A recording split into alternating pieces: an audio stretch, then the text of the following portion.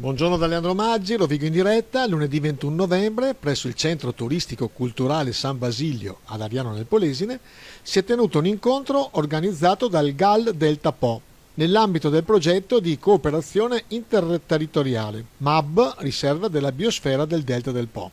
Un progetto finalizzato alla valorizzazione del turismo archeologico nell'area del Grande Delta e quindi Delta del Po Veneto ed Emiliano Romagnolo. Ospiti del sindaco di Ariano nel Polesine Luisa Beltrame, erano presenti tra gli altri anche i due presidenti dei parchi Delta del Po Veneto e Delta del Po Emilia Romagna.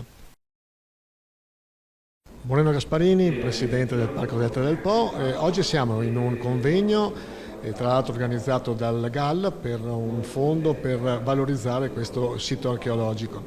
E c'è anche il presidente del Parco Emiliano. Sinergia tra i due parchi? Assolutamente sì, perché grazie anche al GAL, come hai detto poc'anzi, è un progetto che va oltre la nostra provincia, oltre quello che può essere il nostro territorio, attraverso quello che è un percorso culturale, turistico e archeologico. Negli ultimi anni abbiamo scoperto e capito che anche l'archeologia a largo raggio può dare buoni frutti. Cosa vuol dire? Vuol dire scoperta del nostro passato, consapevolezza di dove siamo, chi siamo e soprattutto anche una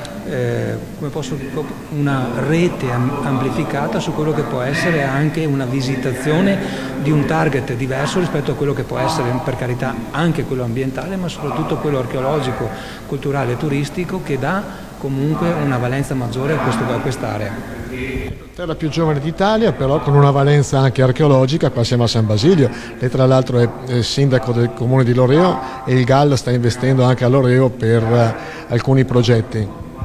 Scavi archeologici San Basilio, Museo di Adria e Corte Cavanella a Loreo sono tre capisaldi di quello che può essere la visitazione archeologica e culturale di questo territorio. Noi spesso diciamo che viviamo in una terra giovane legata a quello che può essere la bicicletta, la visitazione ambientale, ma questa parte di turismo non è da sottovalutare, anzi è da spingere e far conoscere e far soprattutto conoscere sotto il punto di vista anche di visitazione e anche di scoperta.